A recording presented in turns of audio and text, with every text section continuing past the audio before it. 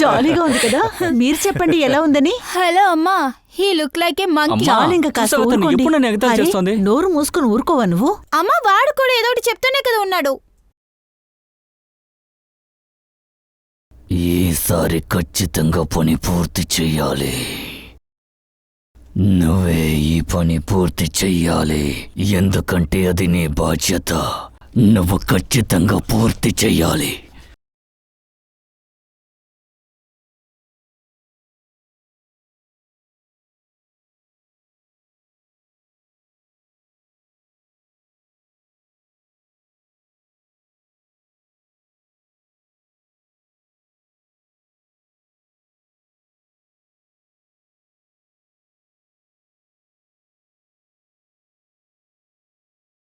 Vikram,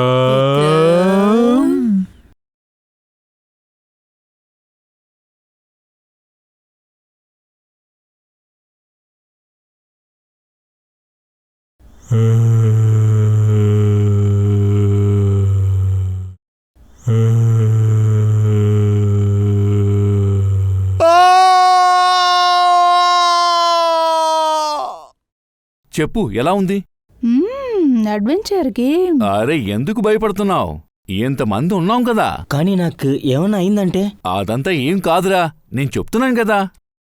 sir వచ్చారు. Horror house ఛాలెంజ్ని తీసుకోవడానికి ఇక్కడికొచ్చారు. కానీ ఒక విషయాన్ని క్లియర్గా చెప్పేస్తా, ఇది అంత ఈజీ కాదు. బలహీనమైన హృదయం ఉన్నవాళ్లకు ఇది సెట్ కాదు. ఈ ఇంట్లోనే కదా 2 సంవత్సరాల ముందు ఒక ఫ్యామిలీని మర్డర్ చేసింది.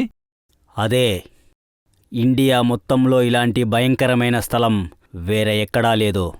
చాలామంది ప్రయత్నం చేశారు, కానీ ఎవరి వల్ల చాలాసేపు ఇక్కడ ఉండడం కుదరలేదు. ఇప్పుడు చెప్పండి, మీరు ఈ ఛాలెంజ్ను ఒప్పుకుంటారా? జిమ్మీ వద్దురా. All the best. జిమ్మీ, ఇక్కడ నీకు భయంగా లేదా? రే, ఎందుకురా భయపడాలి? నేను సిఐడి ఆఫీసర్ అవ్వాలి, ఏసీపీ ప్రద్యుమన్ లాగా brave and strong. Good morning sir. Good morning Jimmy. ఇవాళేంటి ఈ పక్కకొచ్చావు? ఎలా ఉన్నావు? చాలా బాగున్నాను సార్, అచ్చం మీలాగే. నాలాగా? అవును, మీలా ఉంటేనే నేను పెద్ద అయిన తర్వాత సిఐడి ఆఫీసర్ అవ్వచ్చు. అరేరే, నా విధంగా అవ్వాలా? సిఐడిలో ఏసీపీ అవ్వాలి. చెప్పాలంటే ఇక్కడంతా ఫేకే, రియల్గా ఏముండదురా. భయపెట్టడం కోసం చేశారంతే, కాసేపు తర్వాత వెళ్ళిపోదాం.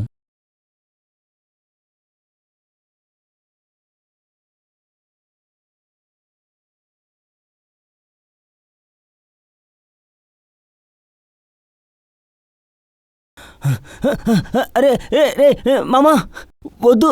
రోహిత్, తలుపు తెరువు. జిమ్మీ, సరేనా? జిమ్మీ, ఇప్పుడు ఇక్కడి నుంచి విడివిడిగా వెళ్ళాలి.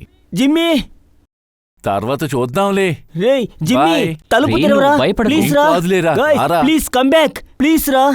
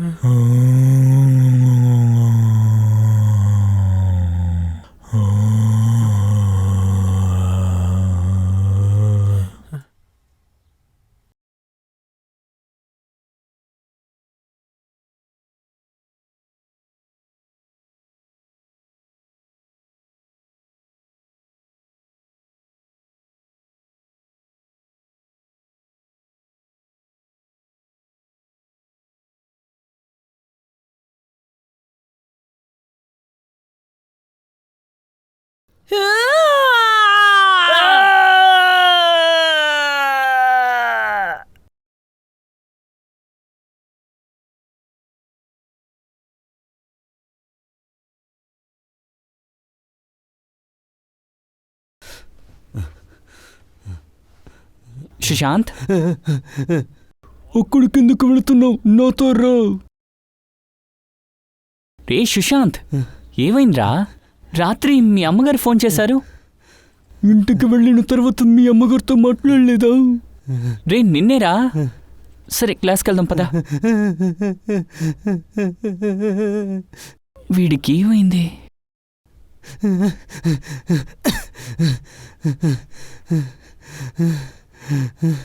ఎక్కడికి వెళ్ళినా నేను నిన్ను వదిలిపెట్టను. నేను నిన్ను వెంటాడి నీ వెనకాలే వస్తాను. నాకు భయంగా ఉంది. పారిపోయి నాకు దాక్కోకు. భయంగా ఉంది. నేను నిన్ను వదలను. వదలను. నా నుండి నువ్వు తప్పించుకోవడానికి కుదరదు.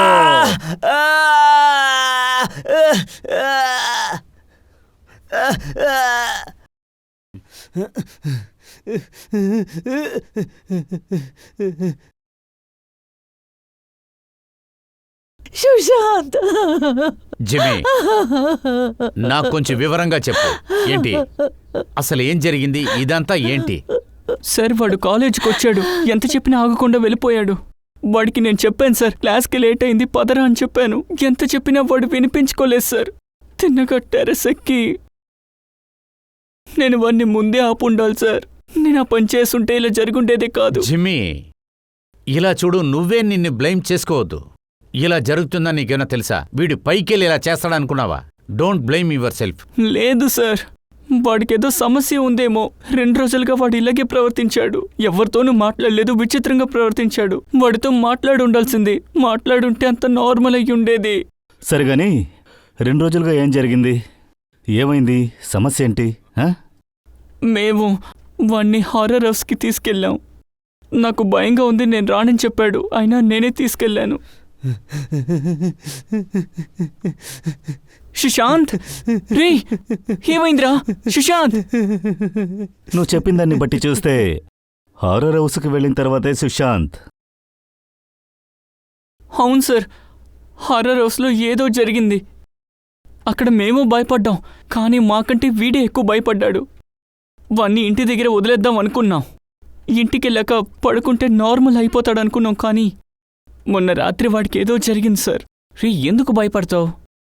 అదొక చిన్న గేమ్రా. మనం అక్కడ ఏదైతే చూసామో అది రియల్ కాదురా. నన్ను నమ్ము, అదంతా ఫేక్.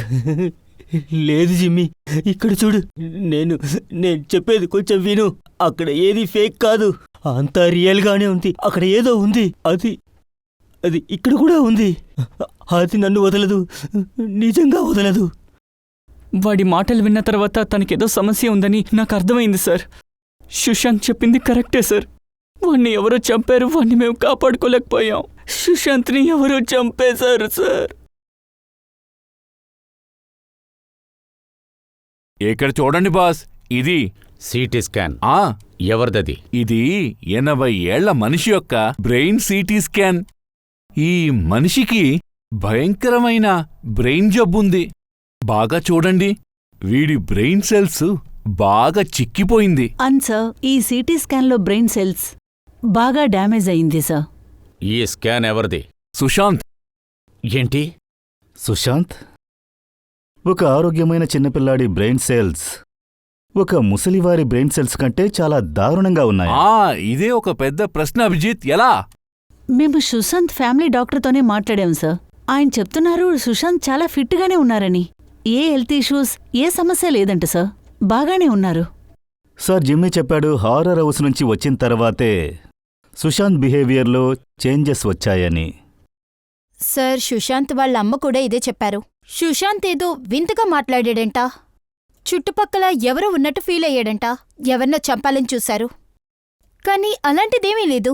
జస్ట్ 2 డేస్లో సుశాంత్కి షిజోఫ్రీనియా సిమ్టమ్స్ కనిపించింది. ఇంపాసిబుల్. అభిజిత్, ఆ జిమ్మీ చెప్పింది కరెక్ట్గానే ఉంది. ఇదేమీ సూసైడ్ కాదు, పక్కా హత్య, ప్లాన్డ్. కాని ఇది చేసిందెవరు?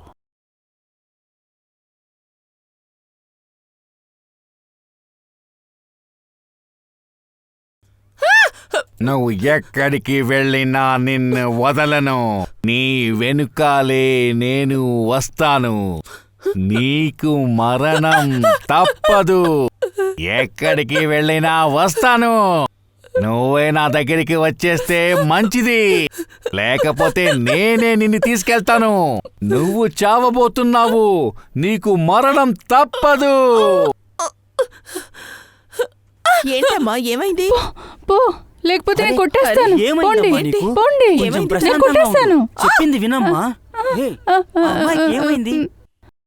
మీరు ఎప్పుడైనా తను వింతగా ప్రవర్తించడం చూసారా?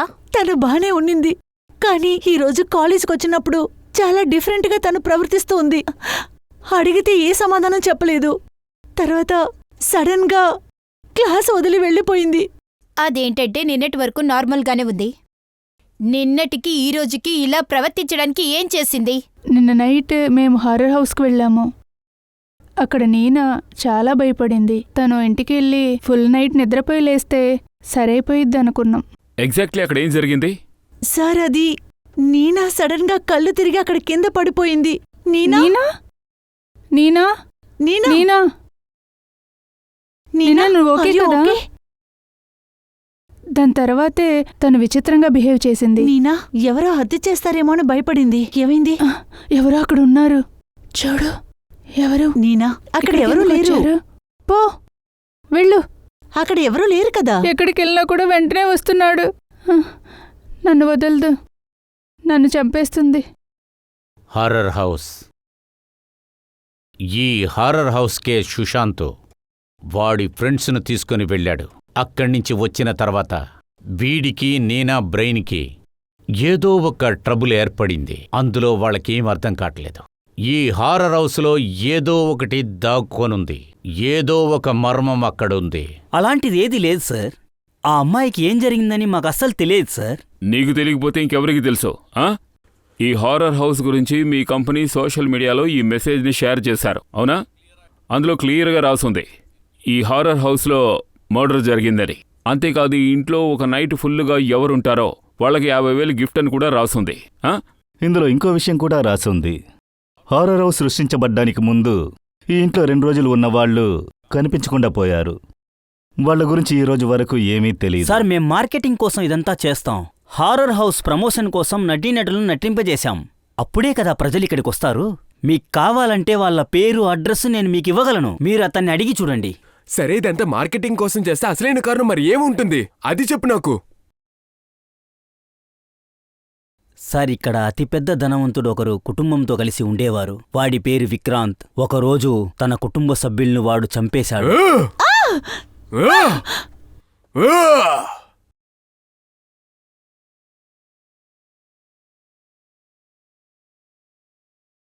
అద్భుతం, అందరినీ చంపేశాను. ప్రతి ఒక్కరిని చంపేశా. వచ్చేసావా? నన్ను చంపేస్తావా?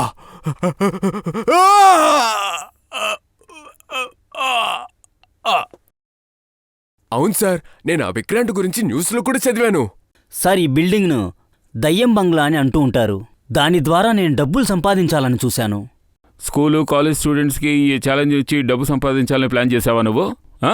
నీకున్న ఈ దురాశ 2 ప్రాణాలని బలి తీసుకుంది. సార్, హారర్ హౌస్ అన్నా ఏంటని మీకు తెలుసు కదా.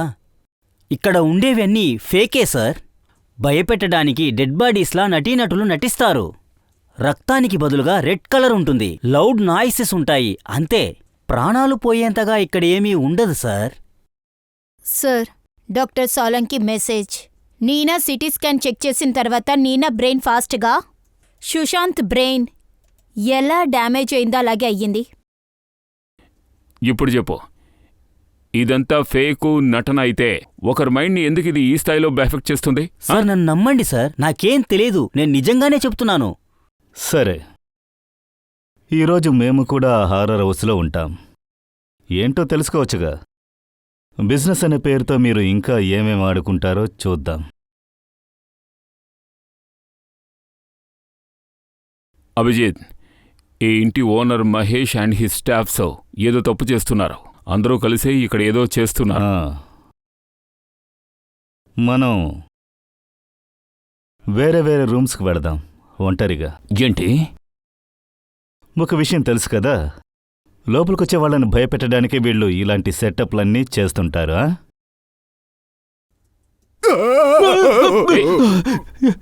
పంకజ్, బీ వెరీ కేర్ఫుల్, ఓకేనా? ఈ ఇంట్లో ఆల్రెడీ 2 చనిపోయారు. ఎప్పుడైనా ఏమైనా జరగొచ్చు. సో జాగ్రత్తగా ఉండు, ఓకేనా? అన్నిటినీ జాగ్రత్తగా చూడండి, okay? Be alert.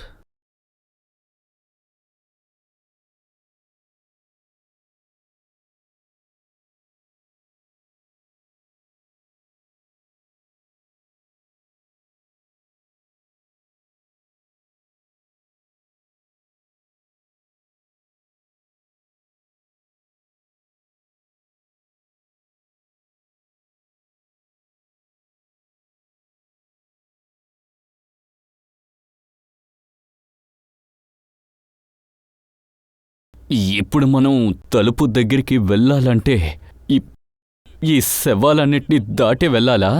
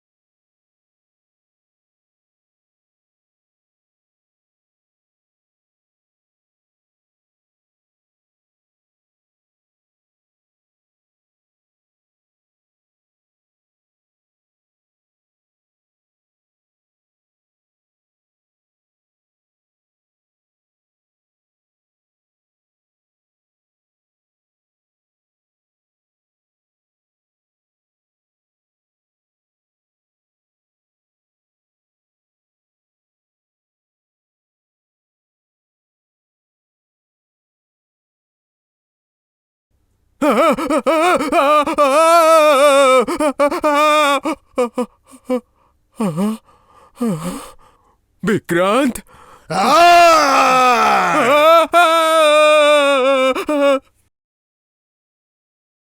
Pankaj, Pankaj, Pankaj, ఏమైంది? పంకజ్, పంకజ్, జాగ్రత్త, మెల్లగా. ఏమీ కాలేదుగా? ఏమైంది? పైకి లే. వెంటనే హాస్పిటల్కి తీసుకెళ్ళు. పంకజ్, పంకజ్, రే పంకజ్, జాగ్రత్త. వెళ్దాం పద. భయపడకు. ఇక్కడేం జరుగుతోంది? వాడి పరిస్థితి చూసావా నువ్వు? ఏంటి అందరూ ఆడుకుంటున్నారా ఏంటి? సార్ నేను చెప్పాను కదా ఇక్కడ ఉన్నవన్నీ ఫేకే. ఇక్కడ ఉన్న అందరూ చేతిలో కత్తులు పట్టుకున్న జూనియర్ ఆర్టిస్ట్ మాత్రమే. తరువాత విక్రాంత్ది హాలోగ్రామ్ మాత్రమే. సార్ ఇక్కడ ప్రమాదం లాంటివి ఏవీ లేవు సార్. నువ్వు ఒకే అబద్ధాన్ని 1000 సార్లు చెప్పినా నిజమేంటో మేం కనిపెడతాం. ఇక్కడ ఏదో ఉంది, అదేంటో మేం తెలుసుకుంటాం. బాస్, పంకజ్ పరిస్థితి ఇప్పుడు బెటర్గా ఉంది. వాడికి సిటీ స్కాన్ తీసి చూశాను.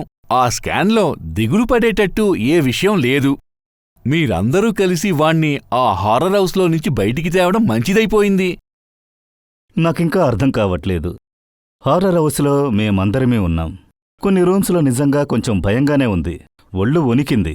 అప్పుడు మేం వేరే రూముకు వెళతాం. పంకజ్ కూడా ఇదే చేసుంటాడు. కాని అతనికి మాత్రం ఏం జరిగింది? వాడు మాత్రం బాధింపబడ్డాడేంటి? సార్, ఈ సుశాంత్ ఇంకా నీనా ఇద్దరూ కలిసి ఫ్రెండ్స్తో హారర్ హౌస్కి వెళ్లారు. కానీ ఇద్దరు మాత్రమే ఎఫెక్ట్ అయ్యారు. ఫ్రెండ్స్కి ఎవరికీ ఏం కాలేదు, వాళ్ళు నార్మల్గానే ఉన్నారు. సార్, ఒకవేళ ఈ హారర్ హౌస్లో డిఫరెంట్గా ఏవైనా రూమ్ ఉండి అందులోకి వెళ్తే తర్వాత బుర్ర ఎఫెక్ట్ అవ్వచ్చు. మన పంకజ్, మీనా, సుశాంత్లు కూడా ఆ రూమ్లోకి వెళ్ళుండొచ్చు. అందువల్ల ఎఫెక్ట్ అయి ఉండొచ్చు. మిగతా వాళ్ళెవరూ ఆ రూమ్లోకి వెళ్ళలేదు, సో నార్మల్గా ఉన్నారు. అది కూడా సాధ్యమవుద్దుదయ్యా, సాధ్యమవుద్ది. అసలు ఆ రూమ్ ఎక్కడుంది, అందులో ఏముంది, అసలు అదేంటో మనకి తెలియాలి కదా. సార్, నాకక్కడ విక్రాంత్ డైరీ దొరికింది. ఏ రోజైతే అతను అందర్నీ హత్య చేసి ఆత్మహత్య చేసుకున్నాడో దానికి కొన్ని రోజులకు ముందు అతను రాశాడు. ఇదిగో, నేను మళ్ళీ వాళ్ళని చూశాను. నాకు వాళ్ల గొంతు వినిపించింది. వాళ్ళు ఎప్పుడు నన్ను వెంబడిస్తూ ఉన్నారు. నాకు నిద్ర పట్టలేదు. నాకు ఎవరిమీద నమ్మకం లేదు. ఆ సైతాన్ అందర్నీ తన వశం చేసుకుంది. ఒక ఆశ్చర్యమైన విషయం ఇంతకుముందు రాసింది. అది చాలా నార్మల్గా ఉంది. భయపడేలా ఏమీ లేదు. ఏమేం జరిగాయో అవి హఠాత్తుగా జరిగాయి. సుశాంత్ ఇంకా నీనాకు జరిగినట్టు. అసలు నాకు ఒక విషయం అర్థం కావట్లేదు. ఈ విక్రాంత్ వాడు వాళ్ల కుటుంబంలో ఉన్న వాళ్లని మొత్తాన్ని హత్య చేశాడు. దాని తర్వాత వాడే ఆత్మహత్య చేసుకున్నాడు, సూసైడ్ చేసుకున్నాడు. లేదు అభిజిత్, ఇందులో ఏదో ఒకటి తేడా ఉంది, ఏదో ఒక మర్మం ఉంది. లేకపోతే సుశాంక్ ఒకవేళ నీనాలాగానే వేరే ఎవరైనా విక్రాంత్ని హత్య చేసుంటారు. ఇది ఆత్మహత్య కాకుండా హత్య కూడా అయి ఉండొచ్చు. బట్ అక్కడ విక్రాంత్కి ఏమి జరిగుంటుంది, అసలు ఎలా జరిగుంటుంది, ఎలా అసలు మనం దీన్ని కనిపెడతాం? సార్, విక్రాంత్ ఫ్యామిలీలో ఒక అమ్మాయి మాత్రమే ప్రాణాలతో ఉంది. తన పెద్దనన్న కూతురు రాధిక. సార్, ఈరోజు నేను ప్రాణాలతో ఉన్నానంటే దానికి ఒక కారణమే ఉంది. ఆ రోజు సిటీ వదిలి నేను బయట ఉన్నాను. ఒక ట్రిప్కి వెళ్ళాను. అండ్ ఎప్పుడు తిరిగి వచ్చానో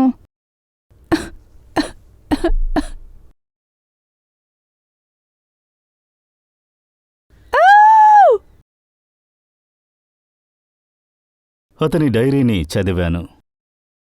అందులోనే నాకు తెలిసింది 10th సెప్టెంబర్కు ముందు అతను నార్మల్గానే ఉన్నాడు. ఆ తర్వాతే అతను ఎవరినో చూసి భయపడ్డాడు. ప్రాణానికి ప్రమాదం ఉందని ఫీల్ చేశాడు. 10th September. సార్, 10th సెప్టెంబర్కి డాడ్ 50th బర్త్డే సెలబ్రేట్ చేశాం. అందరూ వచ్చారు, ఫ్యామిలీ, ఫ్రెండ్స్. ఆ రోజు నాన్న చాలా సంతోషంగా ఉన్నారు. సార్, బట్ డాడీ బర్త్డే తర్వాతే ఆయన బిహేవియర్లో చేంజెస్ వచ్చాయి. అభిజిత్, అదే ఈ విక్రాంత్కి ఏం జరిగిందో అది ఆ బర్త్డే పార్టీలోనే జరుగుంటుంది. అదే ఏంటి, ఆ విధంగా ఏం జరుగుంటుంది? ఏ విషయం కోసం విక్రాంత్ అప్సెట్గా ఉన్నాడు? ఎందుకని వాడు డిస్టర్బ్ అయ్యాడు? దానికి కారణమేముంటుంది? సరే రాధిక, మీరు బర్త్డేకి ఎవరెవరొచ్చారో చెప్పగలరా? ఆ రోజు తీసిన బర్త్డే ఫోటోగ్రాఫ్స్ అండ్ వీడియోస్ కావాలి. పార్టీ పూర్తయ్యే వరకు విక్రమ్ నార్మల్గానే ఉన్నాడు. కానీ లేట్ నైట్లో ఎవరితోనో గొడవ పెట్టుకున్నాడు. నేను దూరంగా ఉండి చూశాను. చాలాసేపు ఆర్గ్యుమెంట్లు జరిగాయి. ఎవరితో? అజయ్, విక్రాంత్ యొక్క బెస్ట్ ఫ్రెండ్. విక్రాంత్ ఎలాంటివాడు? సార్, మా అమ్మా నాన్న పెద్ద తప్పు చేశారు. నా కూతుర్ని విక్రాంత్కి పెళ్లి చేయడం. వాడి దగ్గర బ్రతకడం కంటే చనిపోవచ్చు, కానీ నా సిస్టర్ పిల్లల్ని ఎందుకు చంపాలి? విక్రాంత్ చనిపోయిన వెంటనే ప్రాపర్టీ మొత్తం రాధిక పేరుకు వెళ్ళుంటుంది కదా. నో సార్, విక్రాంత్ ప్రాపర్టీ మీద రాధికాకి ఎలాంటి హక్కు లేదు. కుటుంబంలో ఆయన సంతోషంగా లేరు. ఆయన బాధకి గురయ్యారు. అందువల్లే ఆస్తిలో సగం చారిటీకి ఇచ్చేశారు. ఇక విక్రాంత్ బిజినెస్? సార్, ఆయన కసిన్ దీపక్ తనే చూసుకుంటున్నారు. దీపక్, చెప్పండి. విక్రాంత్ మరణం తర్వాత వాడికున్న మొత్తం బిజినెస్ కమాండ్ కూడా నీ చేతికొచ్చాయి, అంతే కదా? ఎందుకంటే విక్రాంత్ ఫ్యామిలీలో ఎవరు లేరు కదా, ఆ రాధిక తప్ప. తర్వాత రాధిక బిజినెస్ అండ్ మిగతా ఉన్న ప్రాపర్టీలోంచి తనే వెళ్ళిపోయింది, అంతే కదా? అవును, విక్రాంత్ నా కసిన్ అని అందరికీ ఇది తెలిసుండేది. సో ఎవరైనా బాధ్యత తీసుకోవాలి కదా. అదంతా సరే, ఇదంతా నన్నెందుకు అడుగుతున్నారు? విక్రాంత్కు వాడి ఫ్యామిలీకి ఏమేం జరిగిందో దానికి అందరమూ బాధపడుతున్నాం. అది యాక్సిడెంట్ మాత్రమే, వేరే ఏమీ లేదు. విక్రాంత్ సూసైడే చేసుకున్నాడని మీరందరూ అనుకుంటున్నారు, కానీ అది తప్పు సార్. వాణ్ణి నేనే చంపాను. అంటే నేను చంపానంటే నేను కాదు, ఇంకొకరి చేత చేయించాను. ఎలా చెప్తే మీకు అర్థమవుతుంది? వాడు నాకు బెస్ట్ ఫ్రెండ్ సార్. ఫ్రెండ్సే కాదు, మేమిద్దరం అన్నదమ్ముళ్లాగా ఉండేవాళ్ళం. కానీ వాళ్ళిద్దరి ఫ్రెండ్షిప్ మధ్య ఏదో విభేదాలు వచ్చినట్టుగా మేం విన్నాం, నిజమేనా? ఏమంటున్నారు? అలా ఏం కాదు సార్. సార్, ఇద్దరు ఫ్రెండ్స్ మధ్య ఎప్పుడూ కూడా చిన్న చిన్న గొడవలొస్తాయి, చిన్న చిన్న సమస్యలొస్తాయి, అంతే సార్. కానీ సార్, తర్వాత మేము ప్యాచప్ చేస్తాం. సార్, ఒక నిమిషం. ఇప్పుడు నేను చెప్పేది మీరు జాగ్రత్తగా వినాలి. వాడు నేను మంచి ఫ్రెండ్స్ కాకపోయి ఉంటే వాడు నన్ను పార్టీకి ఇన్వైట్ చేస్తాడా? చెప్పండి. రైట్. ఆ పార్టీలోనే నీకు విక్రాంత్కి మధ్య పెద్ద గొడవ జరిగింది. గొడవ? అందుకు మా దగ్గర ప్రూఫ్ ఉంది. లేదు లేదు సార్, గొడవ జరగలేదు. అసలు ఏం జరిగిందంటే, అది నేను కొంచెం తాగేసరికి మేమిద్దరం కాస్త హైపర్ అయ్యాం. ఇద్దరం ఆర్గ్యూ చేసుకోవడం మొదలు పెట్టాం సార్. That's it. మీరు ఎక్కువ చేస్తున్నారు మ్యామ్. విక్రాంత్ తన కుటుంబాన్ని హత్య చేసి వాడు కూడా ఆత్మహత్య చేసుకున్నది అందరికీ తెలుసు. వాడిలో ఏదో ఒక సమస్య ఉండుండాలి. పోలీస్ కూడా ఈ కేసుని క్లోజ్ చేసింది. కానీ 2 ఏళ్ల తర్వాత మీరెందుకు నన్నేడుస్తున్నారు? ఐ మీన్, నేనెందుకు దీన్ని చేయాలి? ఇలా చూడండి, మాకొక విషయం తెలిసింది. విక్రాంత్ కంపెనీలో చాలా సంవత్సరాలుగా పనిచేసిన తర్వాత మీకు ప్రమోషన్ దొరకలేదు. ఇన్ఫ్యాక్ట్ విక్రాంత్ నిన్ను పనిలోంచి తీసేయాలనుకున్నాడు.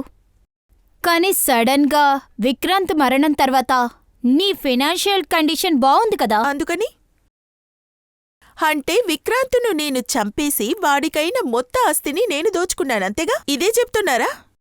వాడి ఫ్యామిలీని చంపి వాడు ఆత్మహత్య చేసుకోవడానికి నేనే రీజన్ అంటారు. అలా చెప్పడానికి మీ దగ్గర ఏదైనా సాక్ష్యం ఉందా? దీపక్, విక్రాంత్ 50th బర్త్డేకి నువ్వు కూడా వెళ్ళావు, నిజమే కదా? గిఫ్ట్ నువ్వు ఏదైనా కొనుక్కొని ఉంటావు, ఎందుకంటే 50 కదా. ఏంటి ఆ గిఫ్ట్ ఏంటో నాకొకసారి చెప్పు. అదా, ఆ సంవత్సరం నేను అందరికీ వేరే వేరే గిఫ్ట్ ఇచ్చాను. విక్రాంత్కి ఏమిచ్చానని నాకిప్పుడు జ్ఞాపకం లేదు. నాకు సరిగ్గా గుర్తులేదు. ఐ థింక్ నేను కార్డే ఇచ్చాను సార్. అదంతా సరే గాని, ఉన్నట్టుండి ఈ గిఫ్ట్లన్నీ ఎక్కడి నుంచి వచ్చాయి? నేనే గిఫ్ట్ ఇచ్చానో నాకే గుర్తులేదు. అది కాకుండా ఇది జరిగి 2 ఏళ్లు అయింది మేడం. ఒకరికి గిఫ్టులు ఇవ్వడం అంత పెద్ద తప్ప?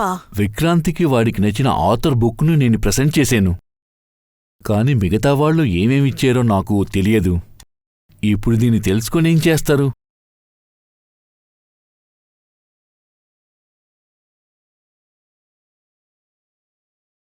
అందర్నీ అడిగేశాను సార్. ఈ నలుగురు అజయ్, దీపక్, దివ్య, నందన్ తప్పుడు క్యారెక్టర్స్. సార్, వీళ్ళ చేత నిజం కక్కించడం చాలా కష్టం సార్. అవును సార్, ఇది జరిగి 2 సంవత్సరాలవుతోంది. ఆధారాలు, ప్రూఫ్స్ దొరకడం కొంచెం కష్టమే. దీన్నే వాళ్ళు అనువుగా ఉపయోగించుకుంటున్నారు. కానీ ఈ నలుగురిలో ఎవరో ఒకరు అబద్ధం చెప్తున్నారు. వాడే విక్రాంత్ని చంపినవాడు. అభిజిత్, అయినా గాని ఒక సందేహం ఉంది. ఎవడో ఒకడు గిఫ్ట్ తీసుకొచ్చి ఇచ్చాడు, దానికి దిమాకు ఖరాబయిందంటే పర్టికులర్గా విక్రాంత్కి మాత్రమే అలాంటి ట్రబుల్ ఎందుకు రావాలి? ఆ పార్టీలో ఇంకా చాలామంది ఉంటారే. వాళ్ళందరికీ ఎందుకని ఏం కాలేదు. అవును సార్, విక్రాంత్ ఫ్యామిలీలో మొత్తం 5 మెంబర్స్. పనివాళ్ళు వేరు. వాళ్ళు కూడా ఎఫెక్ట్ అయి ఉండాలిగా. వాళ్ళు నార్మల్గా ఉన్నారు. ఈ మధ్య 2 ఏళ్లుగా ఎవరెవరు అక్కడికి వెళ్ళారో వాళ్ళెవరికీ ఏమీ కాలేదుగా. Just Pankaj, Sushant and Neena. చెప్పు పంకజ్, ఏ రూములోకి వెళ్ళావు, దాని లోపలికి ఎలా వెళ్ళావు? సార్ ఇదే కారిడార్. నేను మెట్లు గుండగా కిందకొచ్చా. కారిడార్ని క్రాస్ చేసి ఇక్కడ కిందికెళ్ళాను. హాల్లో పైన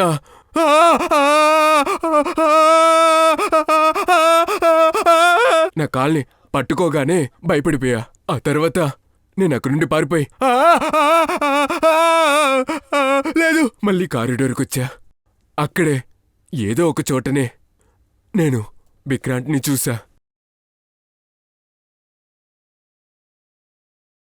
అవును సార్, పంకజ్ మాకు ఈ కారిడార్లోనే దొరికాడు. నీనాను కూడా తన ఫ్రెండ్స్ ఇక్కడే చూశారు. తర్వాత సుశాంత్ కూడా ఇక్కడే. సుశాంత్? సార్, మనం ఇప్పుడు దేన్ని వెతుకుతున్నామో అది ఖచ్చితంగా ఇక్కడే ఉండుంటుంది. సార్, అది ఏమై ఉంటుంది? ఆ చోటులో యాంటిక్స్, పెయింటింగ్స్ అని ఏవేవో ఉన్నాయి. వాళ్ళు చచ్చిపోయేనంతగా అక్కడ ఏముంది? సార్, విక్రాంత్ గారు 2 ఏళ్ల క్రితమే చనిపోయారు. తర్వాత వీళ్ళిద్దరి మరణాలు ఇప్పుడే జరిగాయి, 2 ఏళ్ల తర్వాత. అసలు అక్కడ అంతలా ఏముంది? దానివల్లే ఇన్ని మరణాలు జరుగుతున్నాయి. అది ఏంటనే మనం కనిపెట్టి తీరాలి. సిఐడి టీం ఏం చెప్తున్నారంటే ఆ రోజు పార్టీలో ఏం జరిగిందో అదంతా వాళ్ళు మళ్ళీ తెలుసుకోవాలనుకుంటున్నారు. పార్టీ ఇక్కడే కదా జరిగింది, వాళ్ళకిక్కడ ఏం జరిగిందో తెలియాలట. ఆ రోజు నైట్ ఎవరు ఎక్కడ ఏం చేశారని. సరే, ఏసీపీ ఎందుకు ఇంకా రాలేదు? నేను ఎక్కువసేపు ఇక్కడ వెయిట్ చేయలేను. ఇనఫ్. ఓ పని చేద్దాం, ఏసీపీ సార్ని ప్లీజ్. పిలుద్దాం. నీకు ఏదనిపిస్తే అది చేసుకో. నేనైతే బయలుదేరుతున్నాను. ఒక్క నిమిషం కూడా నేను ఇక్కడ ఉండను. అజయ్, ఇక్కడ ఉండడం నాకు కొంచెం అస్సలు ఉండవయ్యా ఇష్టం నువ్వు. లేదు. హలో సార్, నేనే దివ్య. మీరు మమ్మల్ని హారర్ హౌస్కి రమ్మని చెప్పి మేమిక్కడికి వచ్చేసాం. అది నేను మరియు నందన్, అజయ్, అలాగే దీపక్. ఏమన్నారు? మీరు రమ్మని చెప్పలేదా? ఏమంటున్నారు? మీరెవరికి కాల్ చేయలేదా? Okay sir. ఏమైంది? ఆయన ఇక్కడికి ఎవరిని రమ్మని చెప్పలేదట. ఏంటి? ఇక్కడ ఏం జరుగుతోంది? ఎవరో మనతో ఆటలాడుకుంటున్నారనుకుంటా. సరే పద, ఇక్కడి నుంచి వెళ్ళిపోదాం. త్వరగా రా. ఎక్కడికెళ్తున్నారు? పైనుంచి మనం అందరం బయటికి వెళ్లే మార్గమే లేదు. ఇప్పుడు మనం ఏం చేద్దాం? అందరం ఇక్కడి నుంచి ఎలా బయటికి వెళ్తాం? వేరే దారి ఏదైనా ఉంటుంది కదా, పోయి వెతకండి. బయటికెళ్లే మార్గం ఉంటే వెతకండి. సరే, త్వరగా వెళ్ళండి. వెతుకుదాం, నేను రండి. వెతుకుతాను, మీరు వెతకండి. నువ్వు ఒక పని చెయ్యి, అక్కడ చూడు, నేను అక్కడికి వెళ్ళి చూస్తాను. ఎవరైనా ఉన్నారా? ఎవరైనా తలుపు తీయండి.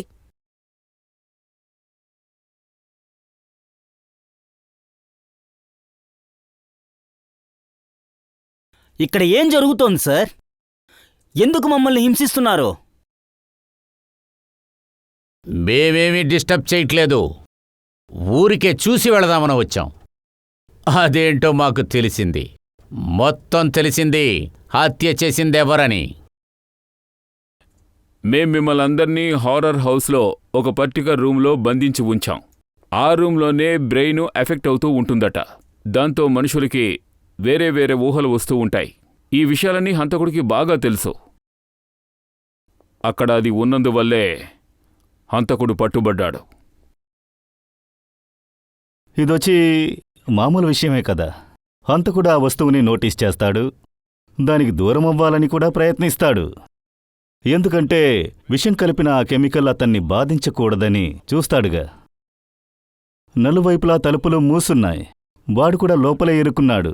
అందువల్ల వాడు ఆ ముట్టుకునే తప్పుని చేశాడు. తర్వాత ఈ రూమ్లో అయితే ఏమేం జరిగిందో అది మొత్తం అంతా సీసీటీవీ కెమెరాలో ఉంది.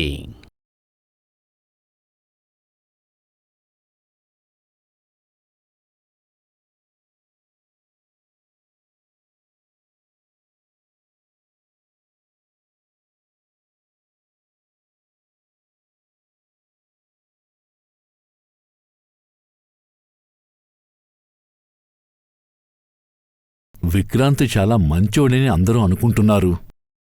కానీ అది నిజం కాదు. వాడు పెద్ద మోసగాడు. నా పెళ్ళాంతోటే వాడికి ఎఫైర్ ఉంది. తను తప్పు చేస్తుందని నా పెళ్ళాం గ్రహించింది. తను విక్రాంత్ నుంచి దూరమైనప్పుడు విక్రాంత్ బెదిరించాడు. నీ హస్బెండ్ దగ్గర అంతా చెప్పేస్తానని బెదిరించాడు. పనిలో నుంచి తీసేస్తానని చెప్పాడు. వేరే దారి తెలియక నా వైఫ్ సూసైడ్ చేసుకుంది. సో నువ్వు విక్రాంత్ మీద పగ తీర్చుకున్నావు. నా ఫ్రెండ్ ఒకడు ఫార్మసీలో పనిచేస్తాడు. వాడే నాకు టాక్సిన్ విషయం గురించి అంతా చెప్పాడు.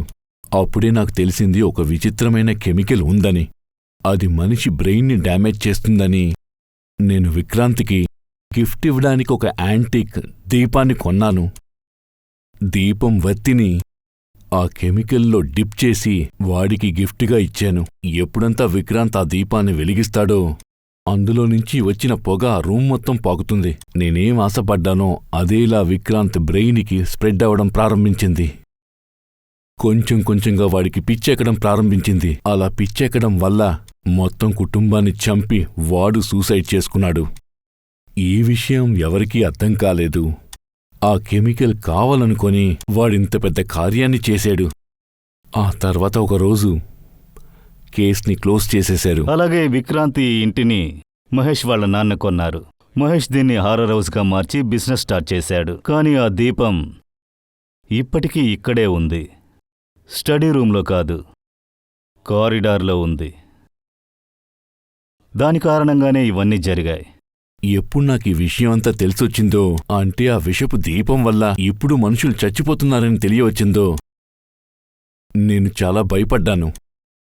నేను దాన్ని అక్కడి నుంచి తీసేసి ఏ రిస్క్లోని పడదలుచుకోలేదు. నందన్ ప్రతి హంతకుడు ఇలాగే అనుకుంటాడు.